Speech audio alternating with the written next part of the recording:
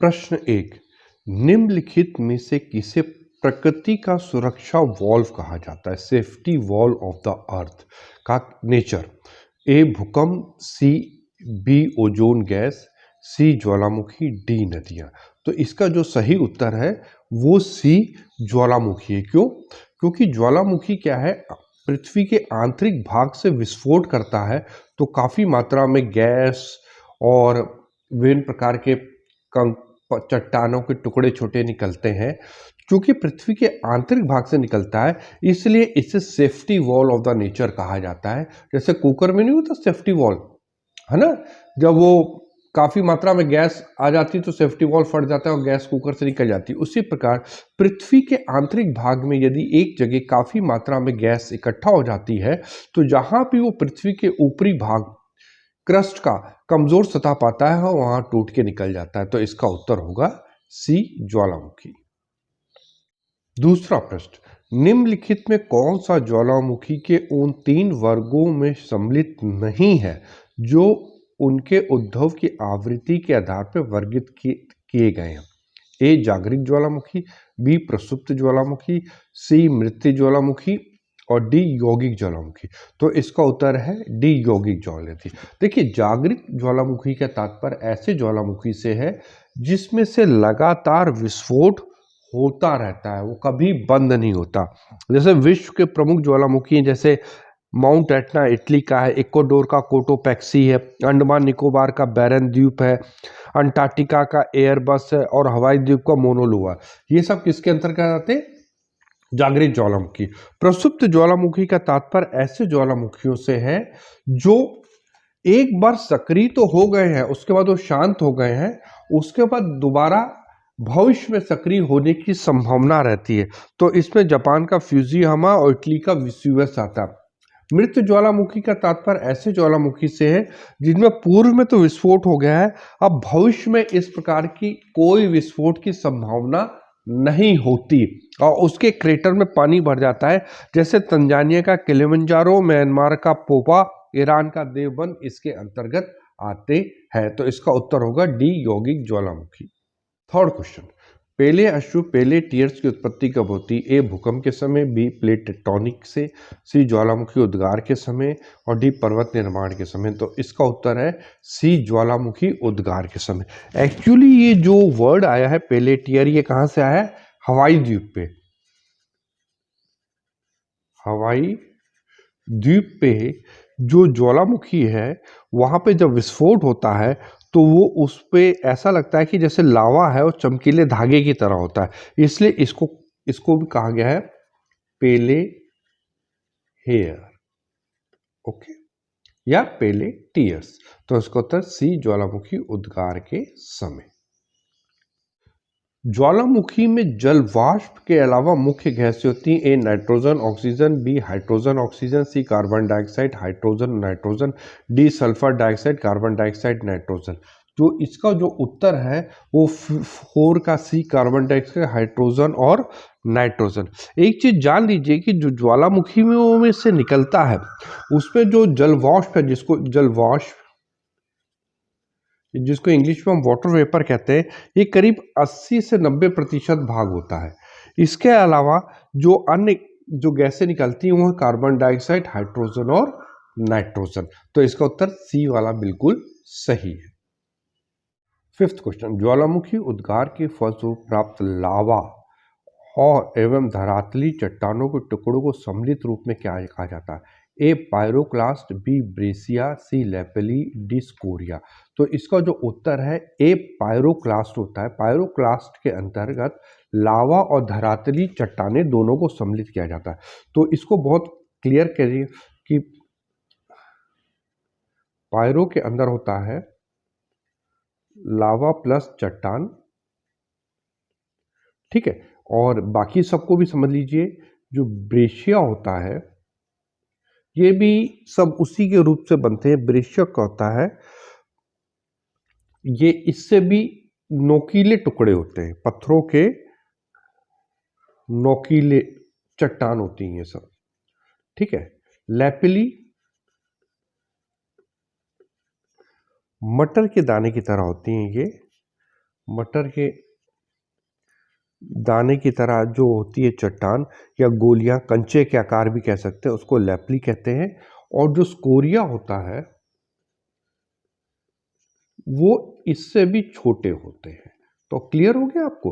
Pyro के अंदर लावा और चट्टान, ब्रेसिया में नोकीले चट्टान, लैपली मटर के दाने, स्कोरिया छोटे, जो लैपली से भी छोटे होते हैं उनको स्कोरिया कहते हैं। नेक्स्ट क्वेश्चन, क्रेटर और कॉल्डेरा स्थलाकृतियों निम्नलिखित में किससे संबंधित? ए उल्कापात, बी ज्वालामुखी क्रिया, सी पवन क्रिया, डी हिमानी क्रिया। तो जो इसका उत्तर है वो क्या है? बी ज्वालामुखी क्रिया। लेकिन होता क्या है जान लीजिए, जो क्रेटर होता है वो ज्वालामुखी के मुख को कहते हैं, जिससे लावा नीचे से निकलता है, इसको हम कहते हैं क्रेटर। और जो काल्डेरा होता है वास्तव में वो क्रेटर से भी विस्तृत होता है। यदि ये बड़ा मुख हो जाएगा तो उसको हम क्या कहेंगे? काल्डेरा। ये जो क्रेटर होता है ये कीप के आकार का होता है।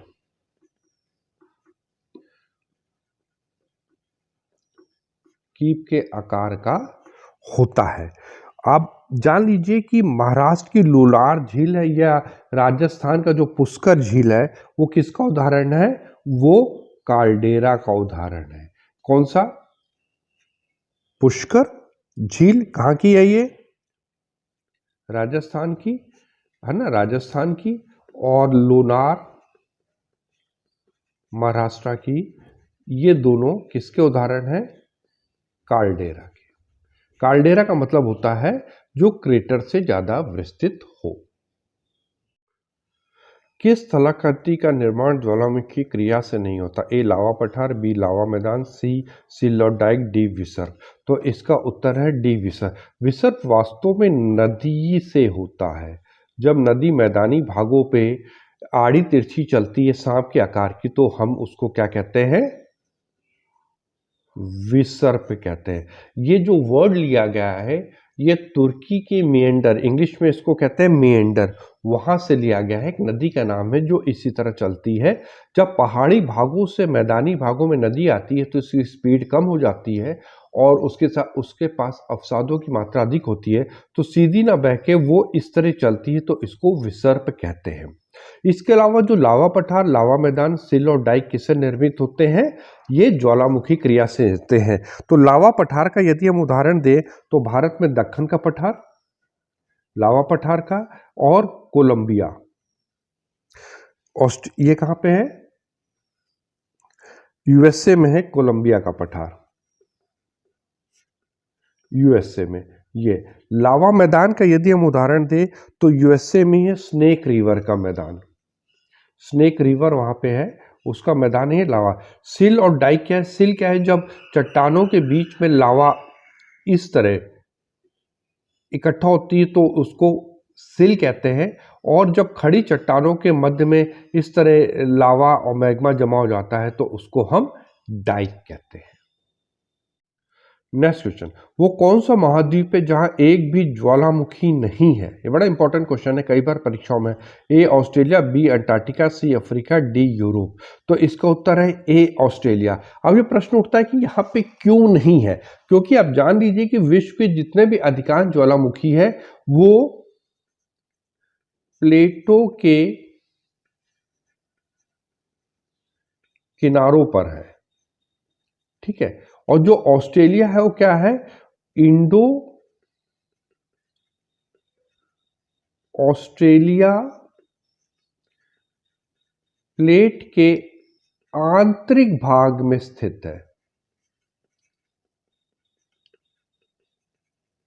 जिसके कारण यहां पे ज्वालामुखी नहीं पाए जाते। लेकिन हवाई द्वीप में एक इंटर प्लेट ज्वालामुखी पाए जाते हैं, वो उसका अपवाद है, जो मैं आपको बाद में बताऊंगा अगले प्रश्न में जब आएगा कि वहां क्यों पाया जाता है। लेकिन यहां जान लीजिए कि ऑस्ट्रेलिया में एक भी ज्वालामुखी नहीं है क्योंकि वो इंडो ऑस्ट्रेलिया प्लेट के आंतरिक भाग में अवस्थित है। अभी हमने प्रश्न किया कि विश्व का ऐसा कौन सा महाद्वीप है जहां पे एक भी ज्वालामुखी है, उसका उत्तर ऑस्ट्रेलिया था। उसका कारण आप ये देखिएगा, जो ऑस्ट्रेलिया के मानचित्र को देखिएगा, ये कौन सी प्लेट है? पूरी इंडो ऑस्ट्रेलियन प्लेट है, ठीक है। इसके बीच में स्थित है, क्योंकि विश्व के जो ज्यादातर सक्रिय ज्वालामुखी हैं या प्रसुप्त ज्वालामुखी क्या है, या तो वो प्लेटों के किनारे पे आते हैं, या तो दो प्लेटें जहां पे टकराती हैं, या दो प्लेटें जहां एक दूसरे से दूर जाती है। लेकिन ऑस्ट्रेलिया महाद्वीप की जो स्थिति है वो प्लेटों के बीचों बीच में है, जिसके कारण यहां कोई भी ज्वालामुखी नहीं पाया जाता। अगला प्रश्न, अग्निवलय रिंग सर्कल ऑफ फायर किससे कहते हैं? अटलांटिक परिमेखला को, हिंद परिमेखला को, प्रशांत परिमेखला को, आर्कटिक परिमेखला? तो सर्कल ऑफ फायर को हम रिंग ऑफ फायर भी कहा जाता है। ये जो इसका उत्तर है वो प्रशांत परिमेखला है। रिंग ऑफ फायर जो अभी हम लोगों ने प्रश्न किया, देखिए उसके उत्तर से संबंधित ये मैप है। ये है प्रशांत महासागर, पैसिफिक ओशन। एक तरफ उत्तरी अमेरिका है, दक्षिणी अमेरिका है, ऑस्ट्रेलिया है। ये एशिया का पूर्वी भाग है पूरा, और इसके बीच के जो पूरे भाग को हम रिंग ऑफ फायर कहते हैं। और यहाँ पे सबसे ज़्यादा विश्व के सक्रिय ज्वालामुखी या प्रसुप्त ज्वालामुखी इसलिए पाए जाते हैं क्योंकि ये जो क्षेत्र है ये विनाशात्मक प्लेटों का किनारा है, प्लेट टेक्टोनिका। जैसे ये यूरेशियन प्लेट और ये इंडो ऑस्ट्रेलियन प्लेट, और ये उत्तरी अमेरिकन प्लेट और दक्षिण अमेरिकन प्लेट, और ये पैसिफिक प्लेट, ये आपस में टकरा रही हैं, जिसके कारण विश्व के सबसे अधिक जो सक्रिय ज्वालामुखी यहीं आते हैं, जिसमें ये जापान का फ्यूजियामा, फिलीपींस का माउंट ताल मेओन, और ये सस्ता रेंडियर हुड उत्तरी अमेरिका का। विश्व का सबसे ऊंचा सक्रिय ज्वालामुखी ये इक्वाडोर का कोटोपैक्सी, और ये हवाईयन आइलैंड है यहाँ पे मोनोलोवा, जो दुनिया का एक सबसे सक्रिय ज्वालामुखी है, यहीं पे पाया जाता है। विश्व के 75% जो सक्रिय ज्वालामुखी है और रिंग ऑफ फायर क्षेत्र में ही पाए जाते हैं। अगला प्रश्न, पैंट पॉट के विषय में कौन सा कथन सत्य है, मतलब कौन सा ट्रू? ज्वालामुखी क्षेत्रों का एक क्षेत्र जिसमें से गर्म और गहरे रंग का द्रव्य कीचड़ मड बाहर निकलता है। इसके साथ सामान्यतः गीजर पाए जाते हैं। पैंटॉप यूएसए के येलोस्टोन नेशनल पार्क में पाए जाते हैं। और डी उपयुक्त सही, तो इसका जो उत्तर है डी वाला बिल्कुल सही है। ये तीनों उत्तर बिल्कुल सही हैं। विश्व में सर्वाधिक जागृत मतलब सक्रिय एक्टिव ज्वालामुखी कहाँ स्थित है? आंध्र महासागर के आसपास, प्रशांत महासागर के आसपास, हिंद महासागर के आसपास, आर्कटिक महासागर के आसपास। तो इसका उत्तर हम लोग बहुत अच्छी तरह जानते हैं क्योंकि अभी हमने पढ़ा, यह है प्रशांत महासागर के आसपास, जिसको कहा जाता है रिंग ऑफ फायर। यहाँ पे ये जो सक्रिय ज्वालामुखी की जो पेटी है वो कहाँ से स्टार्ट होती है? वो एक्चुअली अंटार्कटिका से स्टार्ट होती है। अंटार्कटिका का जो एक सक्रिय ज्वालामुखी है जिसका नाम है माउंट एरेबस या एयरबस भी कहते हैं, वहां से ये श्रृंखला आरंभ होती है। ये अंटार्कटिका चित्र यहाँ पे देखिए, माउंट एरेबस लिखा 3794 मीटर ऊंचा है। यहाँ से ये जो रिंग ऑफ फायर है, ये देखिए पूरा पैसिफिक ओशन दिख रहा है आपको। यहाँ पे मैं थोड़ा इधर कर देता हूँ तो आपको नजर आएगा पैसिफिक ओशन पूरा लिखा हुआ। ये देखिए पूरा पैसिफिक ओशन लिखा हुआ नजर आ रहा है आप लोगों को। यहाँ से ये आरंभ होती है, ये माउंट एरेबस से, और इसी तरह होते हुए दक्षिण अमेरिका के ये देखिए पश्चिमी तट पे, यहीं पे विश्व का सबसे, इक्वाडोर में कोटोपैक्सी है। उसके बाद ये उत्तरी अमेरिका के पश्चिमी तट में जिसमें सहायता हुड और रेंडियर ज्वालामुखी है। इस तरह होते ये इधर मुड़ जाती है और एशिया के जो पूर्वी तट है जो प्रशांत महासागर का, वहां से ये होते हुए पूरा चली आती है। और यहीं पे जापान का फ्यूजियामा है, और ये जो फिलीपींस का है इसमें माउंट मेओन है और ताल है, ये ज्वालामुखी यहाँ पे पाए जाते हैं। विश्व के 75% जो सक्रिय ज्वालामुखी हैं वो प्रशांत महासागर के किनारों पर ही मिलते हैं। विश्व के अधिकांश सक्रिय ज्वालामुखी पाए जाते हैं प्राचीन पठारी क्षेत्रों में, गहन सागरीय मैदानों में, नवीन मोड़दार पर्वतीय क्षेत्रों में, मैदानी क्षेत्रों में। तो इसका उत्तर है सी, नवीन मोड़दार पर्वतीय क्षेत्रों में। जैसे देखिए ये मानचित्र है, यहाँ पे ये एंडीज पर्वतमाला है, ये नवीन मोड़दार पर्वत है। तो यहाँ पे क्या है, दक्षिणी अमेरिकन प्लेट और पैसिफिक प्लेट, प्रशांत महासागरीय प्लेट के टकराने के कारण यहाँ पे जो विश्व का सबसे ऊंचा सक्रिय ज्वालामुखी कोटोपैक्सी पाया जाता है। ये देखिए कोटोपैक्सी है, इक्वाडोर में है, 5896 मीटर ऊंचा है और ये विश्व का सबसे ऊंचा सक्रिय ज्वालामुखी है। निम्नलिखित में कौन सा ज्वालामुखी पर्वत का उदाहरण नहीं है? Mount Etna, mount Fujiyama, mount black, mount Kilimanjaro. जो इसका उत्तर जो है सी, माउंट ब्लैक है। जो माउंट एटना है ये विश्व का एक सक्रिय ज्वालामुखी, ये कहाँ पे है? इटली में, कि किसमें? सिसिली द्वीप पे, ठीक है। माउंट फ्यूजियामा है,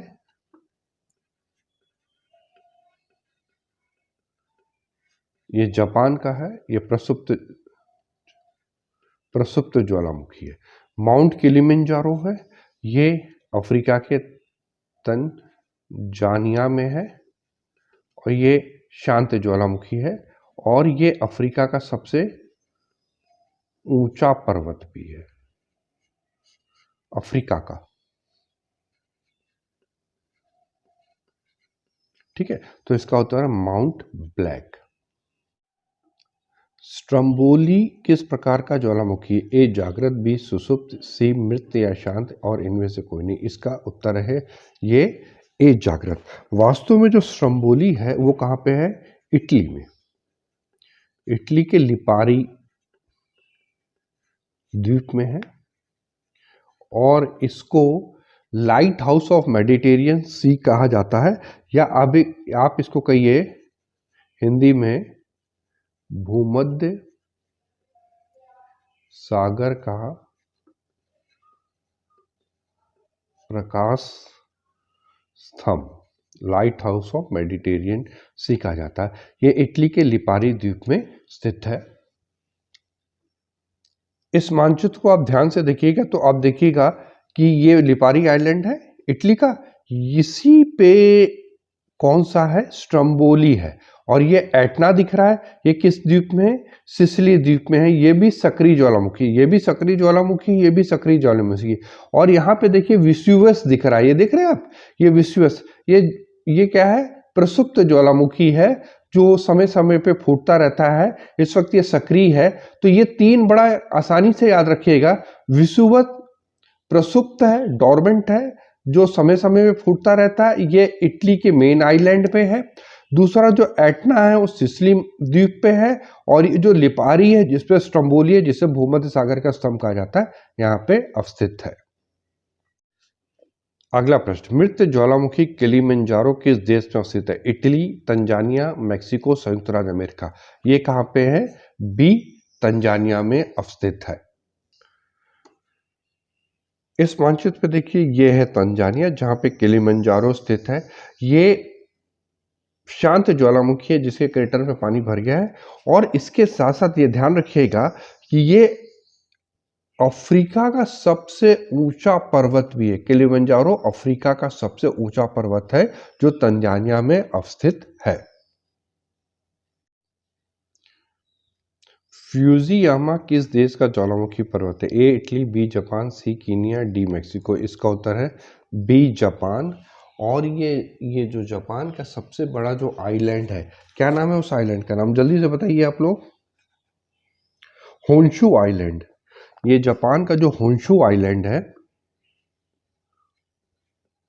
होन्शु आइलैंड उसी पे ठीक स्थित है। और ये किस प्रकार का ज्वालामुखी? फ्यूजियामा जो है प्रसुप्त प्रकार का ज्वालामुखी, प्रसुप्त ज्वालामुखी है। इसका मतलब ये होता है कि भूतकाल में इसमें विस्फोट हुआ, वर्तमान में शांत है और भविष्य में भी विस्फोट होने की संभावना है। निम्नलिखित में किसे भूमध्य सागर का लाइट हाउस ऑफ मेडिटेरियन सी कहते हैं। लिपारी द्वीप का स्ट्रोम्बोली, इटली का वेसुवियस, पश्चिमी द्वीप समूह का माउंट पिली और मैक्सिको का पेराक्यूटिन। इसका उत्तर है ए लिपारी का स्ट्रोम्बोली। ये किस देश में है? ये इटली में है। एयरबस ज्वालामुखी कहाँ स्थित है? अटलांटिक महासागर में, आर्कटिक महासागर है, अंटार्कटिका महाद्वीप या अंडमान निकोबार द्वीप समूह में। तो उसका उत्तर है अंटार्कटिक महाद्वीप पर। ये देखिए माउंट एरेबस है 3794 मीटर और ये क्या है? ये रॉस सागर है। आप देख रहे हैं यहाँ पे लिखा हुआ है ये रॉस सागर है। उसके पास से कई बार प्रश्न पूछा गया है और ये रॉस आई सेल्फ ये मतलब हिमानी है और उसी के पास ये रॉस सी है, वहीं पे माउंट एरेबस है और यहीं से सक्रिय ज्वालामुखी की श्रृंखला परिप्रशांत में जो श्रृंखला है वो यहीं से आरंभ होती है। माउंट एटना ज्वालामुखी किस द्वीप पर स्थित है? ए लिपारी, बी सिसिली, सी कोर्सिका और डी ट्रिस्टान डी कुंभा। तो इसका उत्तर है बी सिसिली।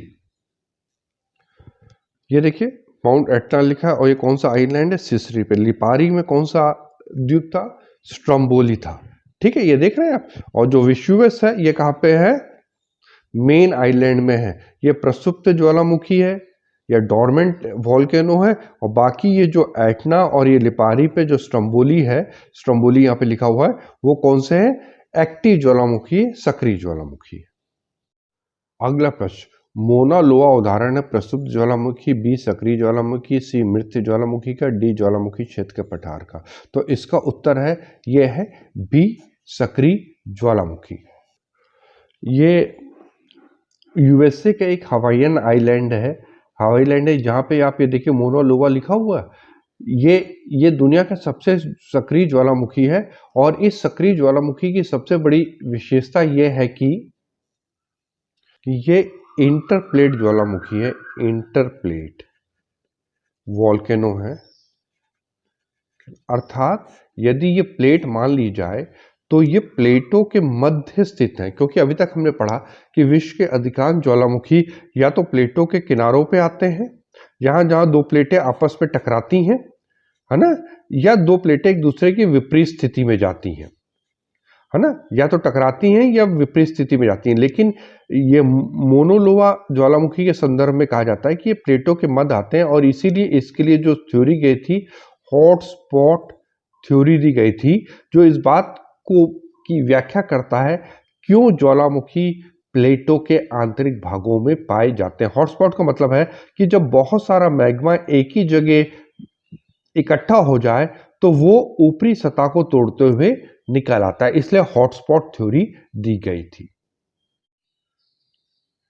क्राकाटाओ ज्वालामुखी निम्न से के द्वीप समूह में स्थित है? ए पापुआ न्यू गिनी में, बी स्प्रैटली द्वीप समूह में, सी इंडोनेशिया में, डी पश्चिमी द्वीप समूह में। तो इसका उत्तर है सी इंडोनेशिया में। और ये कहाँ पे है? सुमात्रा और जावा आइलैंड के बीच में है, जिसको जहाँ पे सुंडा गर्त है स्थित है, वहीं पे ये क्राकातोआ हुआ है और ये 1883 में इसमें विस्फोट हुआ था। ये भी प्रस्तुत प्रकार का ज्वालामुखी है। जब इसका विस्फोट हुआ तो आप अंदाजा लगाइए कि इसके विस्फोट की जो आवाज है वो जापान तक सुनाई दी गई थी, इतना तेज विस्फोट हुआ था। और इसका जो कंपन है वो इस्तांबुल जो तुर्किया में है वहां तक इसका कंपन महसूस किया गया था जब ये विस्फोट किया था। तो नेक्स्ट प्रश्न, निम्नलिखित में कौन सा युगम सम्मिलित नहीं है? ए एटना इटली में, ये बिल्कुल सही है। बी फ्यूजियामा जापान में, ये भी बिल्कुल सही है। सी पोपा म्यांमार में और डी क्राकाटाओ मलेशिया में, गलत है। ये कहां पे है? इंडोनेशिया में।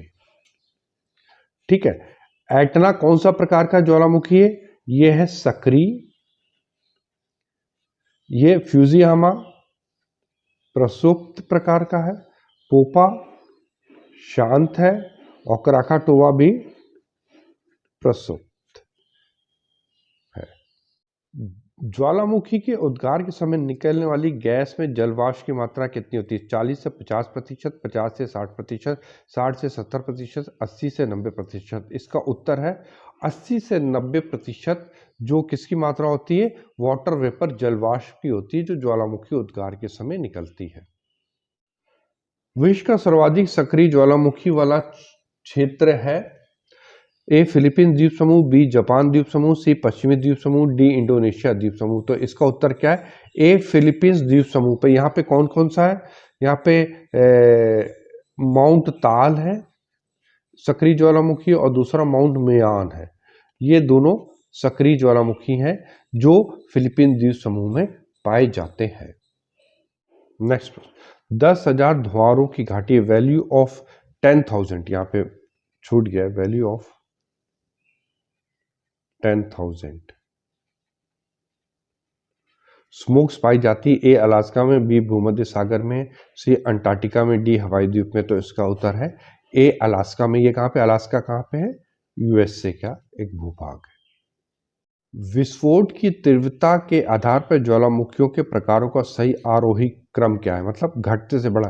हवाई तुल्य, स्ट्रोम्बोली, पिलियन, वॉल्केनियन, हवाई स्ट्रोम्बोली, वॉल्केन, पिलियन, हवाई वॉल्केनियन, पिलियन, स्ट्रोम्बोली, हवाई वॉल्केनियन, स्ट्रोम्बो, पिलियन। तो इसका उत्तर जो बी वाला बिल्कुल सही है, हवाई स्ट्रोम्बोली, वॉल्केन, पिलियन। पिलियन सबसे तेज आवाज करने वाला ज्वालामुखी विस्फोट करते हुए होता है। तो इसका उत्तर बिल्कुल बी वाला बिल्कुल सही है। निम्नलिखित में किस प्रकार के ज्वालामुखी की आकृति गोभी के फूल जैसी, ए वॉल्केन, बी पिलियन, स्ट्रोम्बोली और हवाई। इसका उत्तर ए वॉल्केन। इसके अंदर हम वेसुवियस, ये कहाँ पे था, इटली का है, इसके अंतर्गत ये आता है। तो ए वॉल्केन प्रकार का जो ज्वालामुखी होता है वो इसी प्रकार का ज्वालामुखी होता है। पृथ्वी की सतह के नीचे द्रवीभूत शैल कहलाता है बेसाल्ट, लोकोलिथ, लावा, मैग्मा। ये इसको कहलाते हैं ए बेसाल्ट कहलाता है। मैग्मा क्या है, ये पिघली अवस्था में जो है, जो ज्वालामुखी उद्गार के समय नीचे रहता है। लावा जब ये पृथ्वी पे आता है। लोकोलिथ एक प्रकार की आंतरिक चट्टान है, ये भी जो लावा से निर्मित होती है। तो इसका बी बेसाल्ट है। सोलर सिस्टम यूनिवर्स का सबसे बड़ा ज्ञात ज्वालामुखी, A Krakatoa, Olympus Mons, Stromboli, Etna. तो इसका जो उत्तर है बी ओलंपस मेंस है। ये किस, कहाँ पे है, ये मार्स में है। किस प्लैनेट में, मार्स में है, और ये करीब 22 किलोमीटर ऊंचा है। तो इसका मतलब ये माउंट एवरेस्ट से भी 2.5 गुना अधिक ऊंचा है। और इसमें जो आखिरी विस्फोट हुआ था वो करीब 2.5 करोड़ साल पहले विस्फोट हुआ था। उसके बाद अभी इसमें विस्फोट नहीं हुआ है ना। तो ये याद रखिएगा, माउंट ओलंपस मोन्स ये दुनिया का या यूनिवर्स का, दुनिया तो कहेंगे तो वर्ल्ड का तो बाहर पृथ्वी आ जाएगी, है ना, उसमें कोटोपैक्सी आ जाएगा। लेकिन जब यूनिवर्स की बात होगी तो कौन सा माउंट ओलंपस मोन्स है जो मार्स में है, और ये दुनिया विश्व सोलर सिस्टम का सबसे ऊंचा ज्वालामुखी है।